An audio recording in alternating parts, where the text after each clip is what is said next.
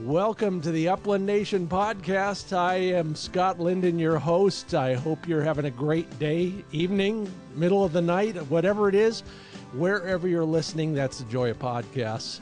Great show in store for you today. I hope you are ready to learn something from our guest, George Hickox, columnist, dog trainer, and all-around good guy. In addition to George, we'll have a public access tip, some hunting strategy and dog handling advice, and a quiz and a prize. So if you are interested in any of that, then hang around with me and George and enjoy yourselves.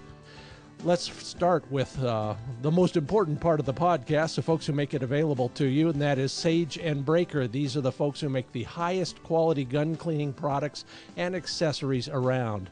Often they are packaged in wax, cotton, and leather, not just for looks, but because it's practical and great storage and transport items, as well as the highest caliber, pardon the pun, gun cleaning and gun care. Everything from a bore cleaner to, well, the best gun cleaning, lubing, and protecting liquid spray that I've ever found, and I'll tell you more about that. The thing I like most is it's anti-magnetic, anti-static, and so all that crud that builds up, whether it's in your gun case or anywhere else, will not stick to the metal parts. Learn more and watch some of the videos at sageandbreaker.com. And our newest sponsor, espamerica.com. Hearing protection. You know how strongly I feel about eyes and ears in the field as well as on the range. At espamerica.com, it starts at $900, including custom fitting at a pro near you. Now, where were we?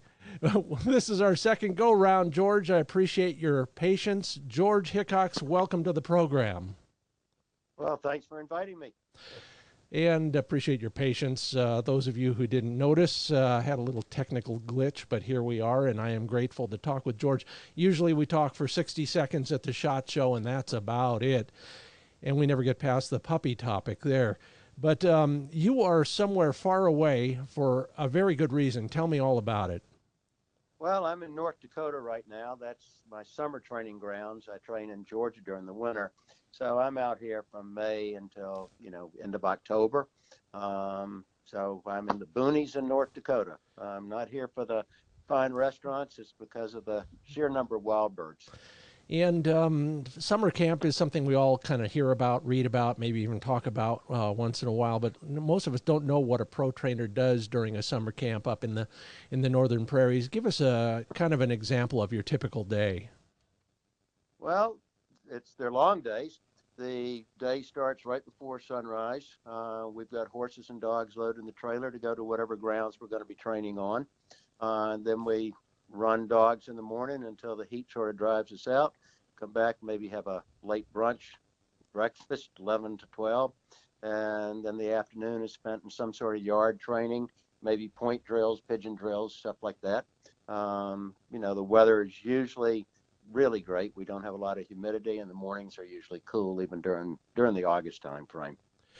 It must be tough keeping those dogs cooled down, especially as you get, like you said, into August, maybe September. That's a big issue for a lot of people, all year.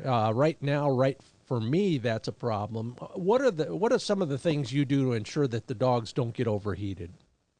Well, we're sort of blessed with the weather, really, the prairies. We don't have humidity. Mornings are usually in the, high 40s, early 50s. I'm not saying we can't have some mornings in the 60s. I'm in Georgia during the winter, so there you just can't be in Georgia training during the summertime.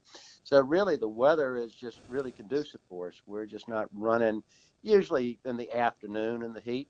But by September, it's turned cool again. So we're really blessed with weather, and that's one of the reasons that guys like myself spend the summers in the prairies.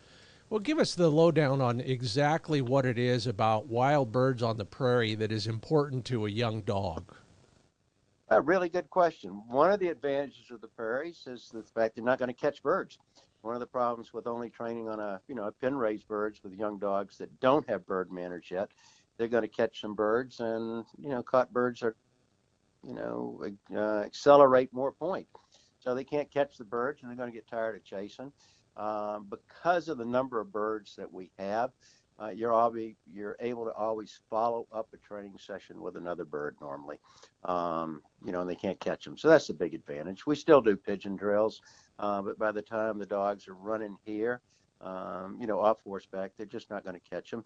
And even with our walking dogs, which is the majority of my clients, they're walking hunters, we still start them off horseback so that we can get our handling and patterning in before we move to foot.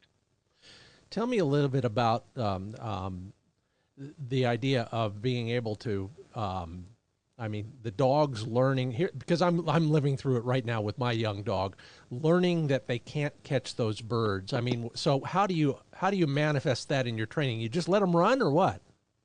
In the very beginning, they're going to chase. They're going to bump and chase. What you'll see is the point starts getting stronger and stronger because they're not catching any birds. We're not shooting birds for them to get a bird in their mouth. So their point, with a genetically talented dog, is just going to get longer and longer. If they're catching birds, the point's going to get shorter and shorter. Okay, so the wild bird, they're just not going to catch it. And during the summer months, the birds are young, dumb birds. So you'll have repeat flushes. They're not all necessarily getting up at one time, which is great training. So you're just going to exaggerate your point before you go to your formal point drills. And, that's one of the advantages. Somebody can only use pen raised birds. They have some different handicaps that they have to deal with. Yeah, don't they? Don't we? Although there are ways that I'm working on to simulate that. And if you folks want to talk about that as well, I'm doing a lot of that kind of discussion on my blog at scottlindonoutdoors.com. George, just for the record, the bird species you're hunting or training on up there, sharp-tailed grouse? Sharp-tails, Hungarian partridge, and pheasants. Oh, so you get a little mix of everything in there. Yeah, we've got pretty good bird population here. Yeah, off air we'll talk about your exact latitude and longitude, but until then, folks, just remember that George is the man, and you can learn more information about what he's doing in the world of seminars and buy some of the DVDs, et cetera, at georgehickox.com, Hickox, georgehickox.com.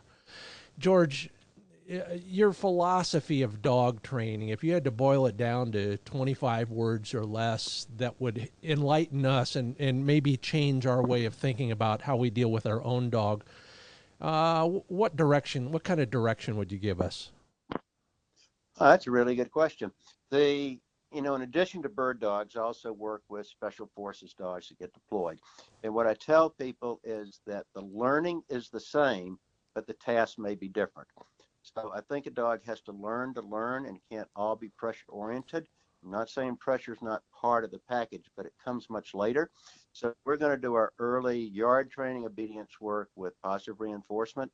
We do a lot of clicker work first before we go to avoidance training, which is involving, whether that be e-collar or whatever correction that you're doing.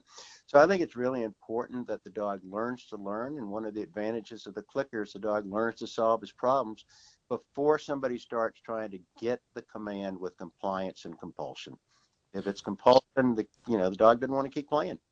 Yeah, it's funny. This comes up with almost every pro I talk with over the last few decades, and that is, the dog's got to teach himself to a great degree before you can actually, I'll use the term, guide that dog towards the desired behavior.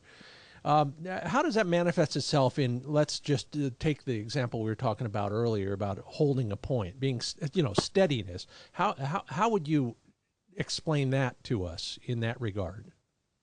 Well, we got to take the environment that I'm in. I'm in Georgia with a bunch of wild birds, on private quail plantations, and then obviously in the prairies. So we're going to start those puppies. I get a little puppy right now. He's 7 weeks old. She's 7 weeks old. The Atta Bolt, our two-time dog of the year. And every dog we have is going to start the same type of program. We're going to start off with pre-released with quail, okay, that we've let out of a Johnny house just to imprint the dog on birds.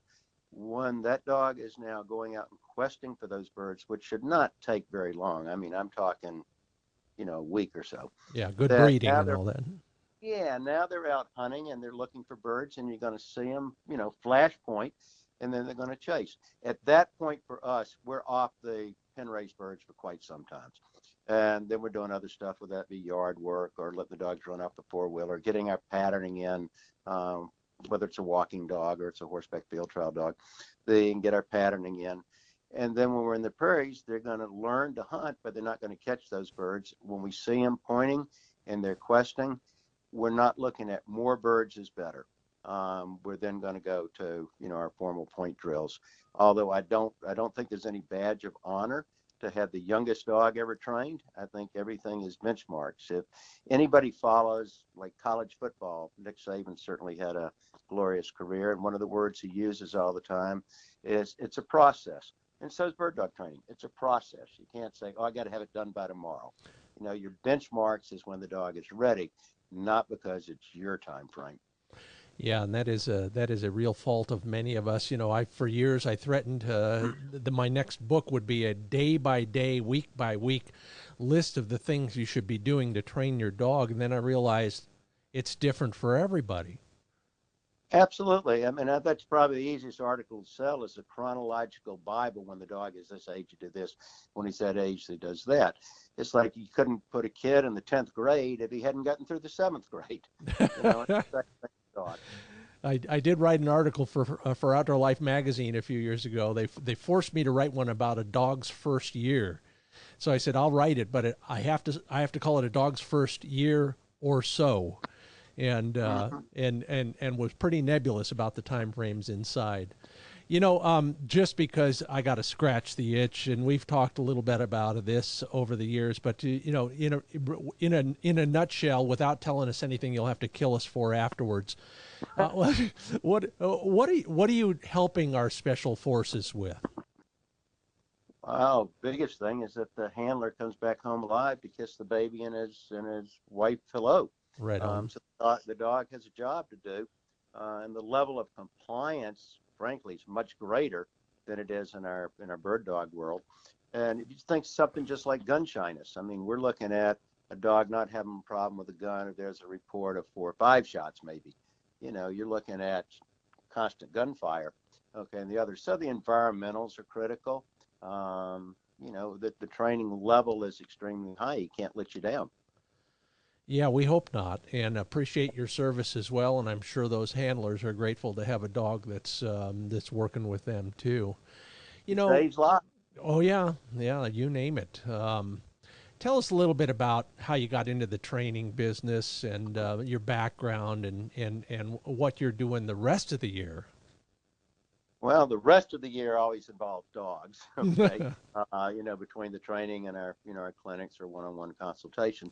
I grew up outside of Greenville, South Carolina, in a rural area back when Greenville was not a big metropolis, and there were a lot of small farms, and they had soybean patches and some farm and crops. So there were a lot of quail.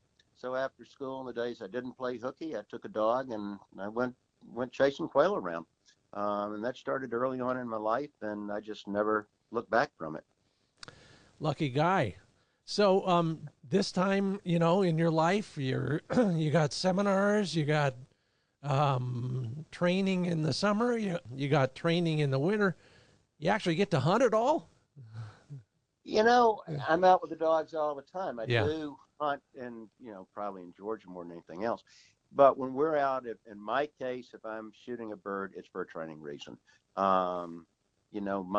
Certainly, if I get to the pearly gates and St. Peter has feathers, then it's probably going to be an ugly interview. But, the hunting portion for me, it's all about the dogs. Now, I have a lot of people who come to schools who then come out to North Dakota, say in October, and go hunting with me.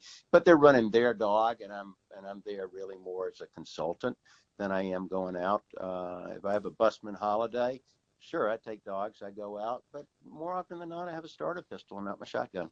I understand completely. I'm doing more of that on the TV show as well, and I'm enjoying it even more. Steve Sinetti, who was at Ruger at the time, said once that at some point you get to the spot in your life where you have more enjoyment out of helping other people do it than you do get out of doing it yourself. Well, it's funny you say that, because back in time when I was field trialing and we had come up a very successful few years, and I took some time off from trials for 2 years just to spend more time with my kids. And my friend, old Dave Meisner, who's dead now, but Dave, what are you going to do? And I said, I don't have an idea. I'm going to see my kids, but I don't know what I'm going to do if I'm not trialing. And he said, why don't you do a school? And I said, well, I've never done one. He said, why don't you do one?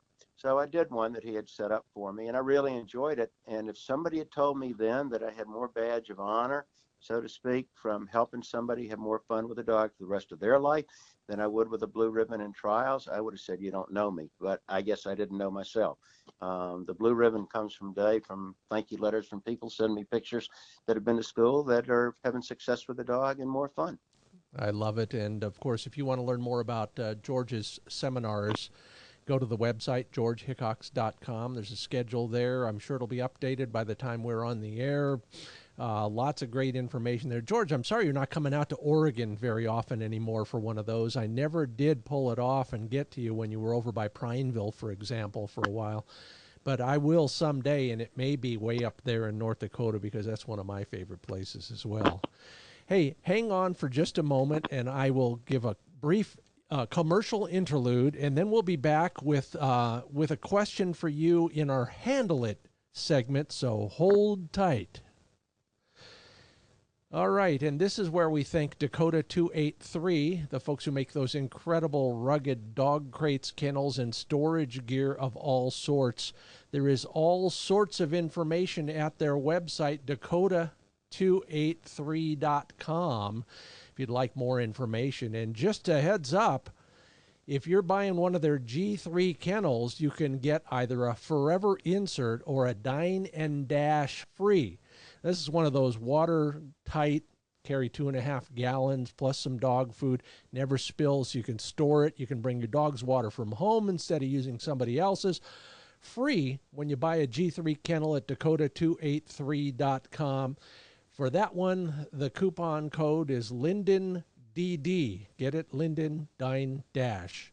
If you'd like the forever insert, you have a puppy and you don't want to buy 3 or 4 crates as they grow, the forever insert is just for you in the G3 kennel. That is Linden FI on the code at checkout. Linden FI. Dakota 283, they got lots of new products coming along. They're all made in the United States, and they are about as rugged as you can get. And welcome to our new sponsor, ESPAmerica.com. Hearing loss is cumulative. If you're not wearing hearing protection on the range and in the field, eventually you're going to lose it, and it won't come back.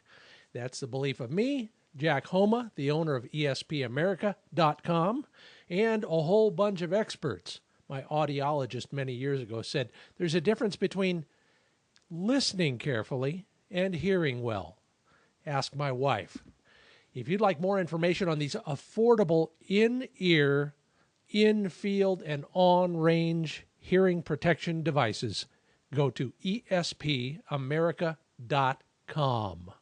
Theoretically, that is the cue for our next feature on the show, and lucky enough to have a great guy to answer this question as well.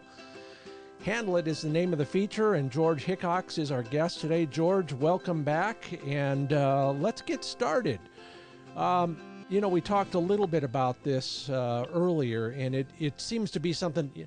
I apologize in advance to everybody because usually these subjects are subjects that I'm working on with Flick here in the yard.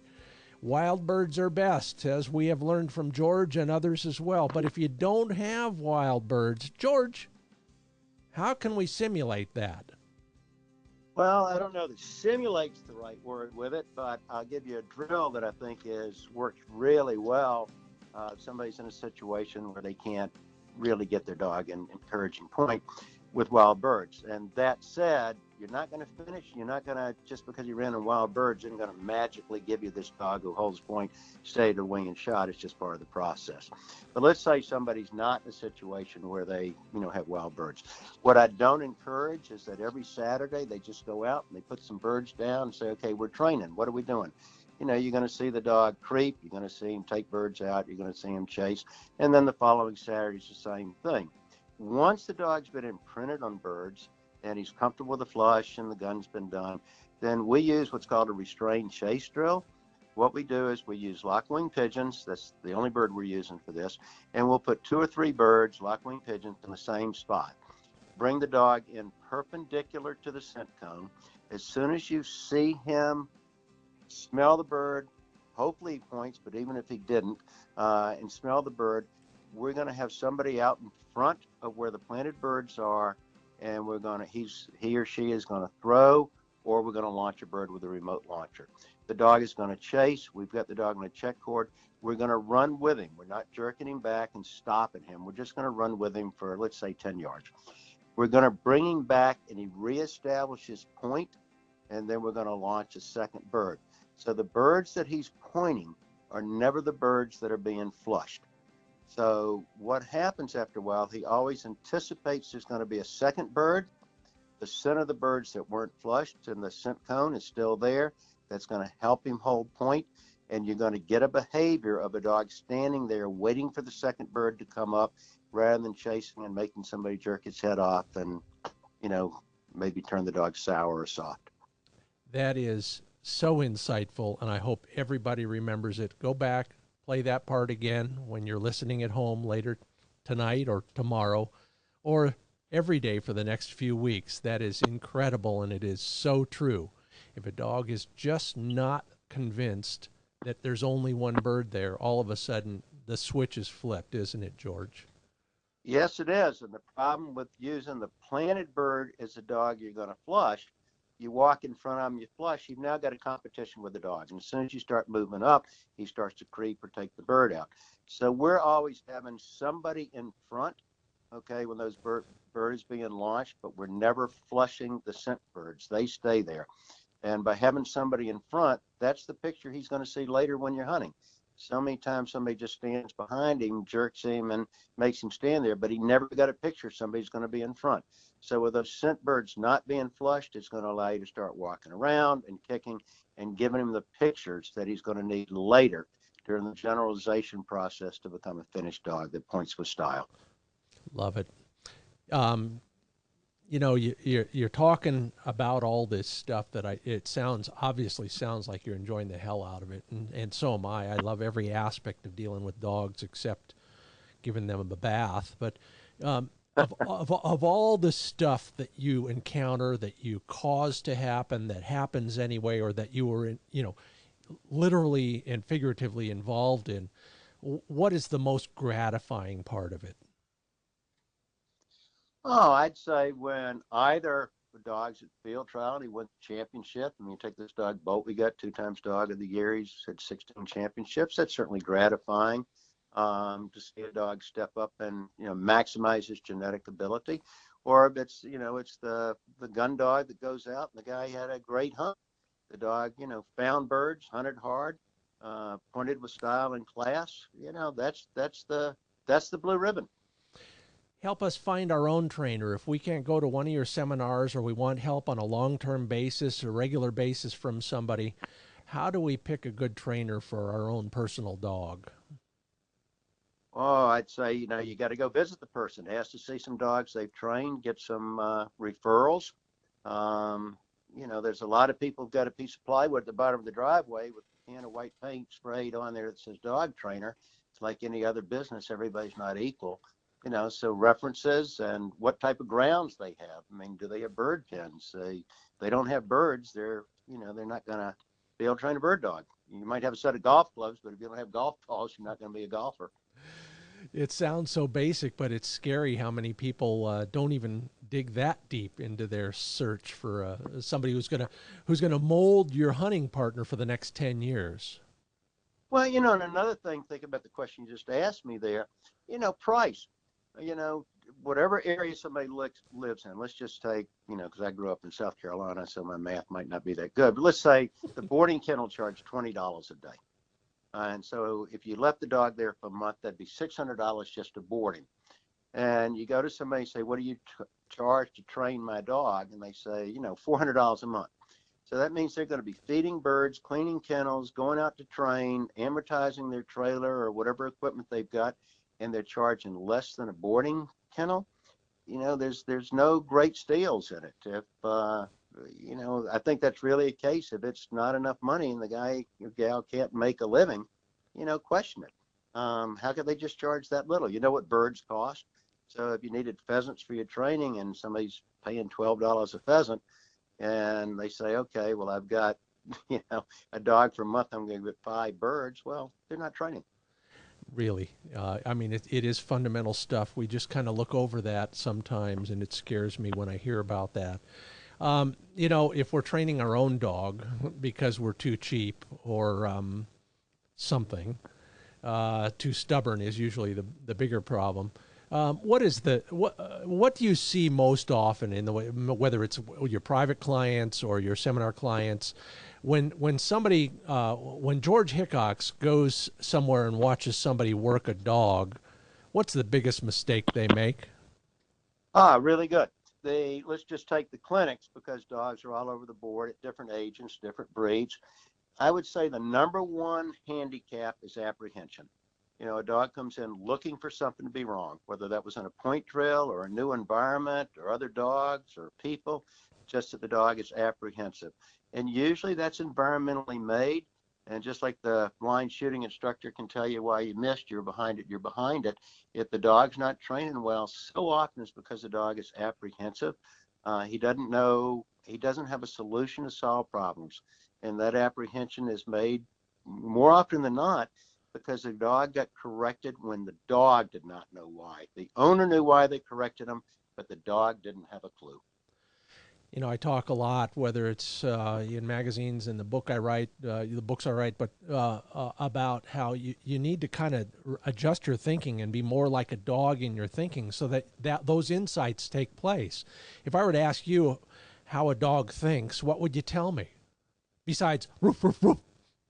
Well, I think he's out to how does the world affect him? Okay, I think it's about him. What pleases him, what's happening that's good for him or bad for him.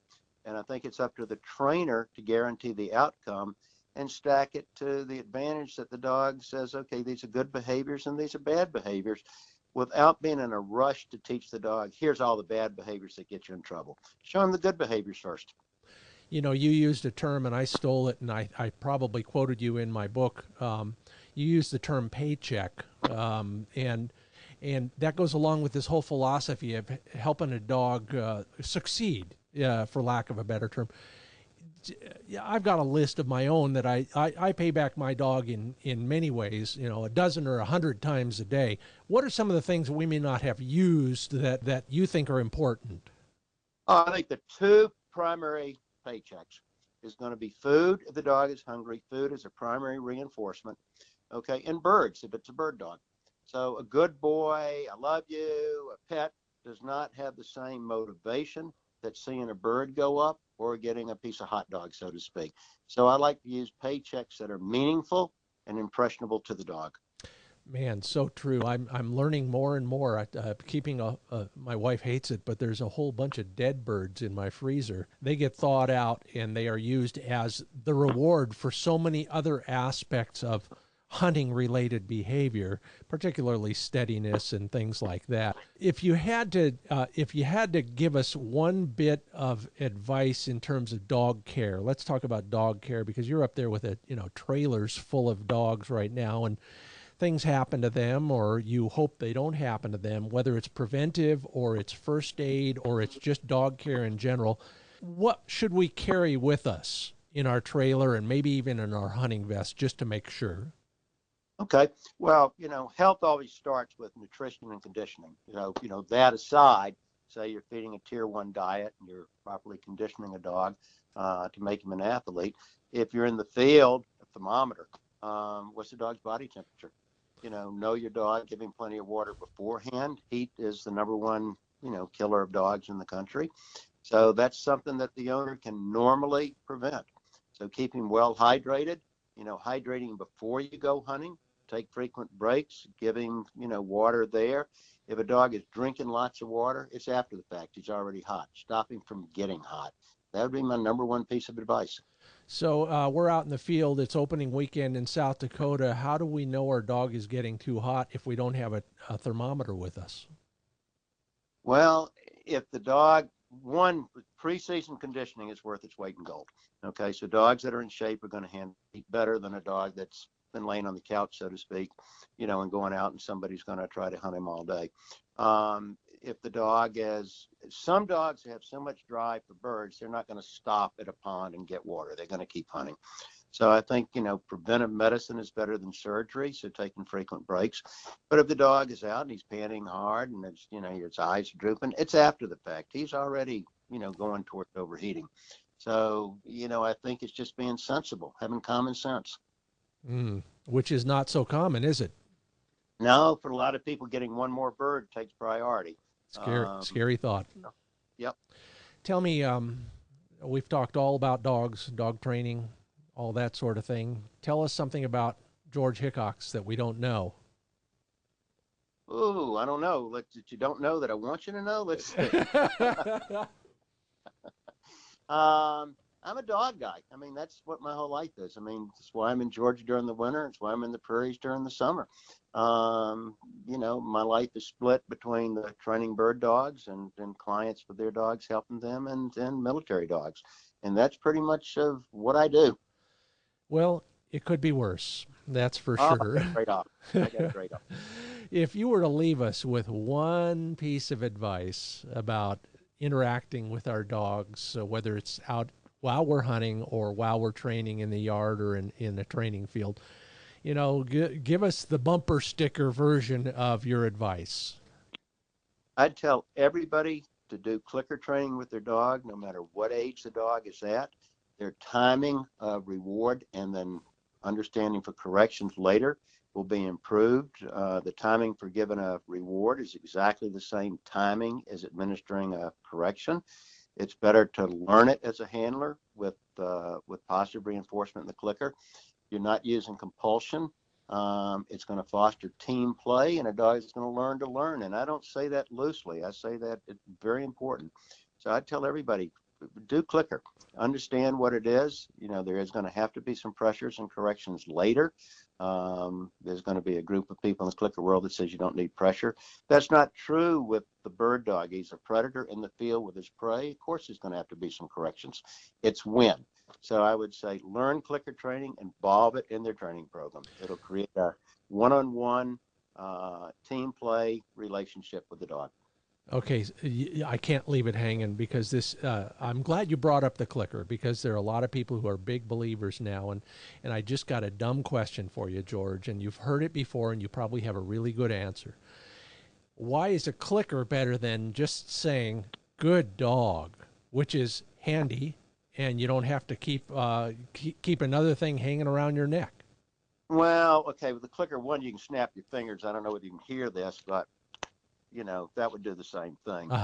What the clicker is, it's neutral, it's non-emotional, it's unique and distinct. It means only one thing: good job, and you're going to get a paycheck.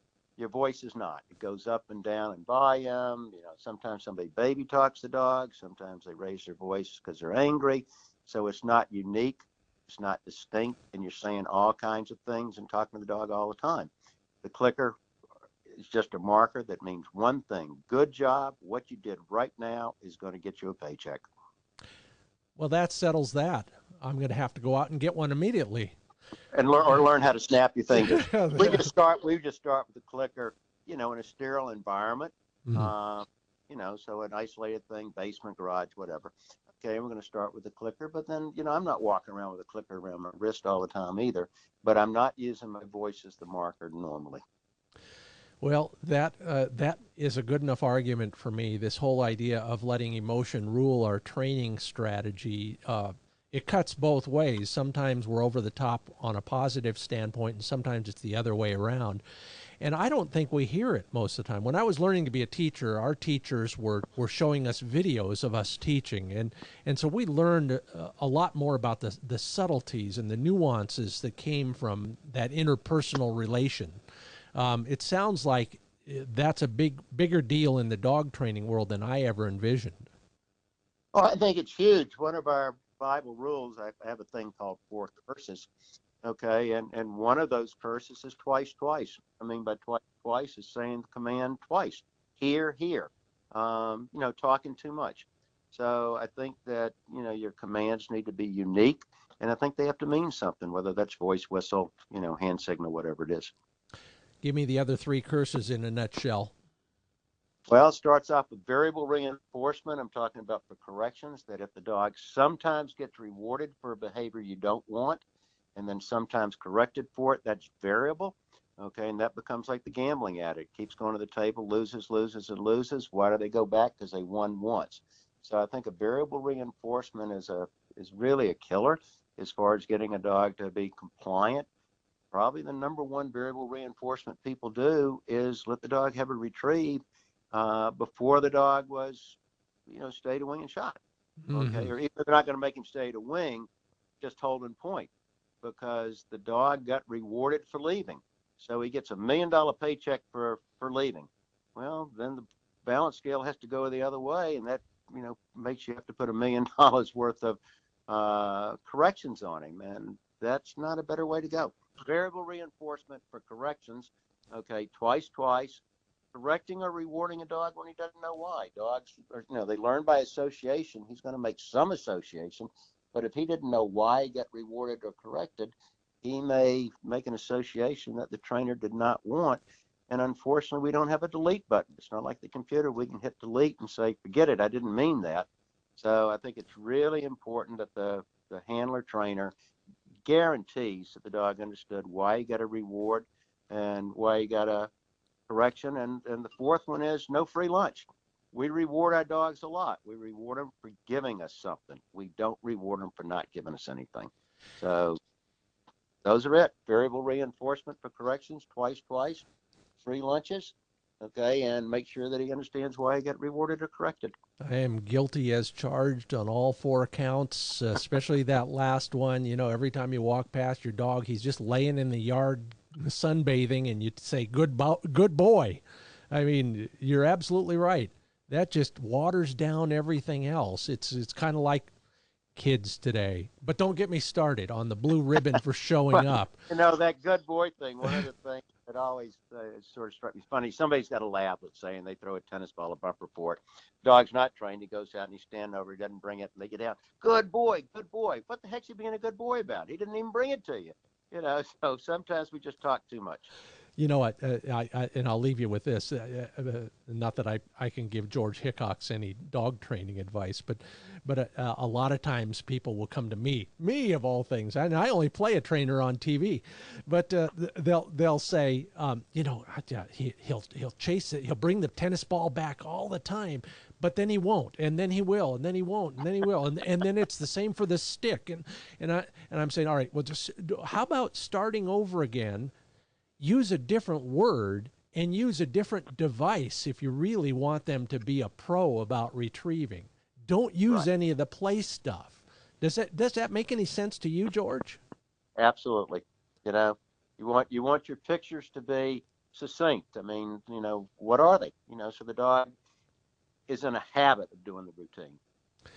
Yeah. Well, for once, hey, maybe I said something right to the guy who says so many things right. GeorgeHickox.com is where you get more information on his seminars, on his DVDs, on his private training, and all the other things that you really need to learn more about. GeorgeHickox.com. George, we got to do this more often.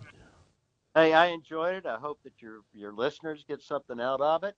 And I wish everybody, great success and have a great, safe fall and straight shots. Thank you very much. And back to the training. George Hickox, thanks again for being on the show. And now it's all up to me, and I sure appreciate your sticking with us. What a great guy. And I tell you, one of the things I'm really enjoying about this new podcast is the ability to talk to all of these folks I respect and admire at length, instead of those brief encounters at a trade show or as you're passing in the airport, which happens way too often. I hope you enjoy it too. And remember that when you're looking at podcasts, we're never, ever, I promise you, never going to insult your intelligence or waste your time. If you'd like to suggest a guest or be a guest, scottlindonoutdoors@gmail.com is where you correspond with me. And speaking of correspondence, this is a fun one. Welcome to the This Land Is Your Land feature This was cooked up years ago on the television show, and I hope we can resurrect it there at some point. But in the meanwhile, I know everybody out there is looking for places to go, no pay to play, things to do that you can access simply by walking into them.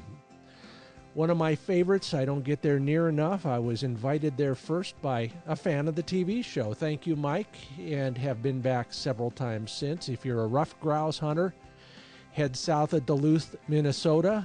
In Douglas County, there is the Douglas County Forest, and the roughies are there in good numbers. I'm not going to give you the latitude and longitude, but I'm going to tell you that if you spend some time, invest some boot leather, you're probably going to find a bird or two. Hey, and you never know, you might actually shoot a woodcock while you're there as well. The Douglas County Forest, that's as good a clue as I'm going to give you. Pack extra batteries for your GPS, put a bell on your dog. Be aware of the fact that there are a few wolves up there. Nothing to speak of in terms of bad stories yet, but you should know that, full disclosure. The habitat's rank, but the joy of that country is they cut a lot of little paths through them for people like you and me and the snowmobilers in the wintertime, and that's the joy of this land is your land. Go out and take advantage of it. All right, I hope you will watch the show. Wing Shooting USA is the name of the television program. This time of year, it's on Destination America and American Heroes channels. Those are both Discovery networks, and you can just Google that if you'd like more information, or you can get the exact times and dates at scottlindonoutdoors.com. It's time for our listener question. Congratulations, Andy Upwards answered the question last week. What shotgun bore is not measured in gauge, but rather is in caliber? And we all know that's a 410, and it is a sweet shooting gun if you get the right patterning down to it. It's gotten a, kind of a bad rap. But Andy Upwards, you have won a Cabela's collapsible dog bowl, so I'll be sending that out very soon. This week, the question is a little bit more focused. In the dog field trial world, not the ammunition world, what does AA signify? If you know the answer, send it to me at scottlindonoutdoors@gmail.com. One of you, chosen at random from all the correct answers, will win a Quail Forever commemorative Browning knife, bone-handled knife, inlaid bob white quail in there, and a very handy device to keep in your hunting vest. Well, it's been a great show. I hope you've enjoyed it. I sure have. Appreciate your paying attention. Thank you for all your questions at the website and at the scottlindonoutdoors@gmail.com place. You know what I mean. Remember to tell your friends, appreciate your listening, and thank you so much for being a part of the Upland Nation.